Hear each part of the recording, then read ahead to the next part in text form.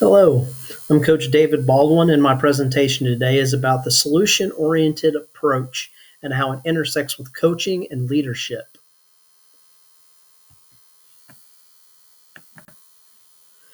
Research shows each day adults make roughly between 33,000 and 35,000 different decisions. There are two types of approaches to solving problems: the problem-oriented solution and the solution-oriented approaches. I'm going to explain and compare both approaches while talking about how they apply to the coach and leadership roles. Let's define both approaches and look at some key differences between the two. The problem-oriented approach is a situation where a person is faced with a decision and then elects to focus on the cause of the problem or who's at fault. A solution-oriented approach is a situation where a person is faced with a reactionary decision and elects to focus on just the solution rather than a problem or who's at fault or who's to blame. Let's take a look at some of the characteristics that separate the two approaches. When looking at the solution-focused column over here on the left, if you look at these characteristics, you'll see that the solution-oriented focus is more objective and more positive in its approach. When you look at the problem-focused column over here on the right, you'll see that it tends to be more personal and more negative. If you look at the word blame, control, and cause, those tend to be some of the more negative connotations that go along with the problem-focused approach.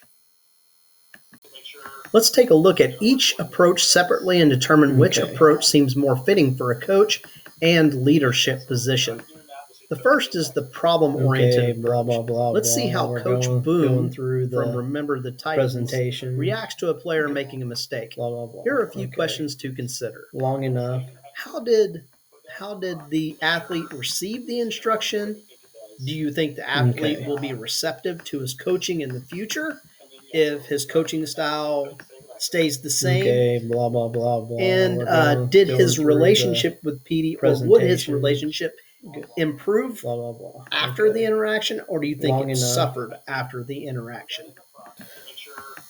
I apologize, I'm having some technical difficulty here, so if you look down here in the bottom screen, here's the Coach Boone video. Blah, blah, blah, blah. We're going through the presentation.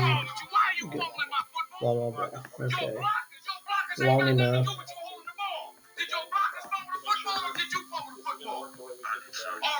How many feet are in a mile?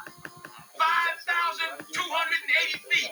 You pick this ball blah, up, blah, you blah, run every blah. one of We're them. going through the You're telling me, Pete. presentation. You're telling me. Blah, blah, blah. Long enough. How many of us have been on the receiving end of one of those moments? I know that I have a few different times, both as a player and as a coach. What message do you think that sent to Petey blah, blah, in that moment? We're going through Was the relationship hurt, presentation. or do you think improved? Let's take a look at the other approach. Now let's take a look at the solution-oriented approach. Let's look at each one of these pictures. If you look in the top middle, you'll see a picture of a basketball coach having a conversation with one of his players. You'll see this probably a strategic decision or him talking about a previous event that happened on the court. In the top right-hand corner, you see Coach Nick Saban, formerly of Alabama, one of the most well-known college coaches, probably should be in the College Football Hall of Fame or will be in College Football Hall of Fame very shortly, having a conversation with one of his players, probably directing him on what he needs to do or what he should have done better. Now let's take a look at a clip here that contrasts the style of the two approaches that tell the difference between the solution-oriented approach and the problem-oriented approach. Please note the difference in styles between the football coach and Miss Tui. This is from The Blind Side. I apologize, I'm still having technical difficulties, so here's the clip. You're gonna get flagged, and I'm gonna be pissed. You hear me? All right, let's go. Baby, wash my stuff, all right? Okay. Well, at least they look good coming off the bus. They'll be terrified till they realize he's a marshmallow. Looks like Tarzan plays like Jane. Give me a minute, Bert. We're in the middle of practice, Leanne. You can thank me later. Michael, do you remember when we first met and we went to that horrible part of town to buy those dreadful clothes? And I was a little bit scared and you told me not to worry about it because you had my back. Do you remember that? Yes, ma'am. And if anyone tried to get to me, you would have stopped them, right? And when you and SJ were in that car wreck, what did you do to the airbag? Stopped it. You stopped it. You stopped it. This team is your family, Michael. You have to protect them from those guys, okay? Listen. Okay. Tony here's your quarterback, all right? You protect his blind side. When you look at him, you think of me, how you have my back, how you have his, okay? All right, Tony, go back. All right. Uncle Lumpy here is your tailback. When you look at him, you think of SJ and how you'd never let anyone or anything hurt him. You understand me? All right, go back. Got it? What about Collins and Mr. Tui? Fine, they can be on the team too. Are you going to protect the family, Michael? Yes, ma'am. Good boy. Then go have some fun.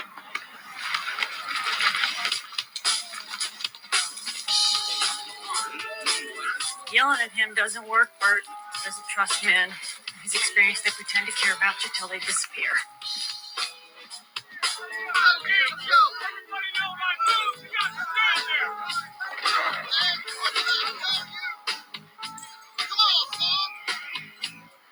Okay. What'd you say to him? You should get to know your players, Bert. He tested 98% in protective instincts. I said you could thank me later. So when analyzing both approaches, you'll see that the solution-based approach, which is the one Miss Tui used, seemed to be a little bit more fitting and more receptive on the player end. After that play, I know it's not shown here on the film, but you would see that Michael Orr, the big athlete there, would actually block the player on the other side all the way over across the field and over the fence. It was quite a block. So the approach was more receptive overall, and the overall goal was achieved. So let's take a look at why this solution-oriented approach is better. Let's take a look at the research and what it says about why the solution-based approach is revealed to be better than the problem-oriented approach.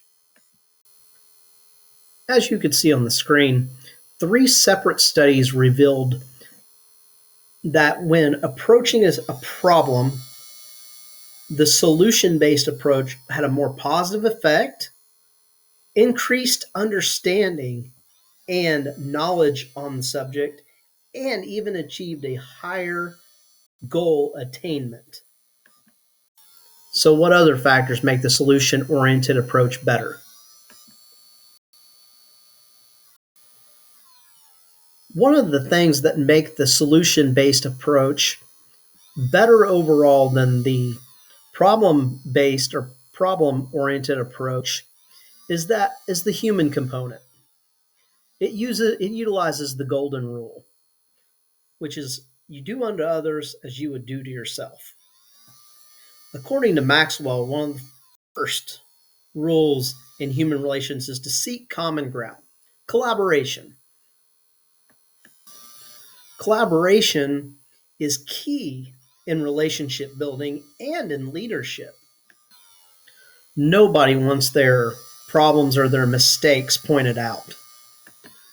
When looking back at the clip about Coach Boone and his interaction with Petey, the athlete could have responded completely differently, could have responded negatively, could have been aggressive verbally or physically toward Coach Boone, could have shut down and quit listening or quit altogether.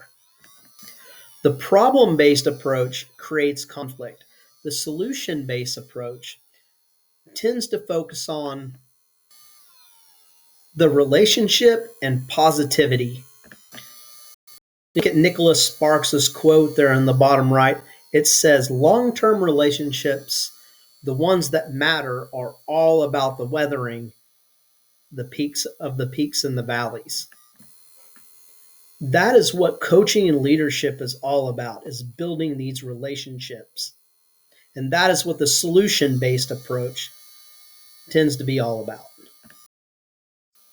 Another reason the solution oriented approach is better is that it is process oriented rather than outcome oriented. Looking back on the clip from the blind side, the coach initially yelled at Michael Orr, who was the athlete there, for missing his block. Miss Tui recognized that that was not going to be the best approach for this young man, so she intervened, and her approach was different.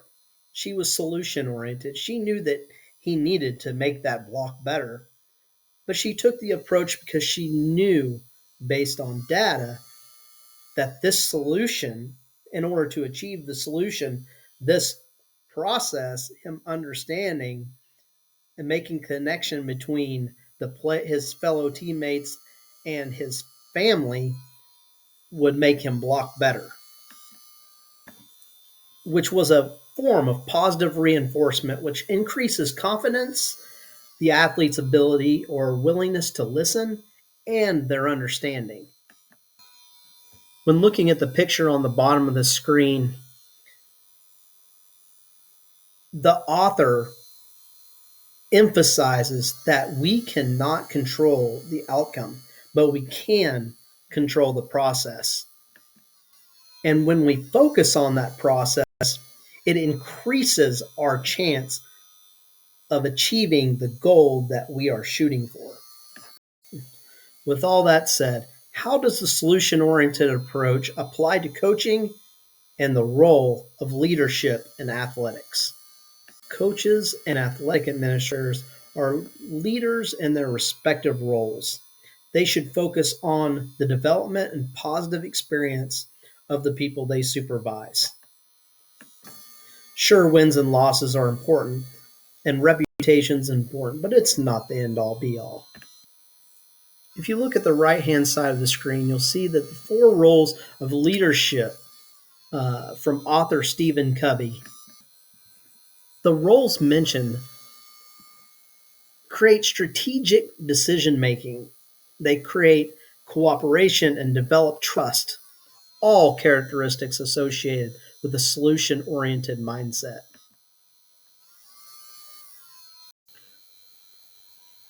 Let's further dive into the role of a leader.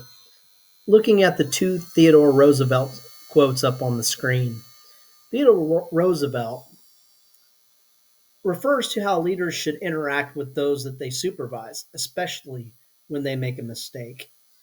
He says that anyone can observe and point out problems, but it takes faith to let someone do the job, and it takes integrity to not judge them, but actually help them correct the mistake.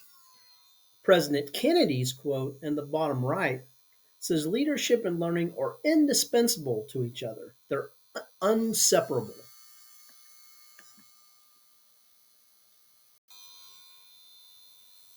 So what President Kennedy is saying is that leadership is more than just being in charge.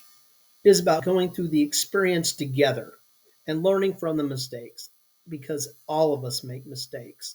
All 3 of these quotes refer back to the golden rule and how we treat others and how we want to be treated in return. That's what the solution-based process offers. Ultimately, life is about facing problems and how people react to them. When faced with a problem to solve, it is best to start with finding a solution. rather than focusing on the problem itself. I love the quote from Charles Swindle. It says, "Life is 10% what happens to you and 90% how you react to it." Thank you for watching and thank you for listening.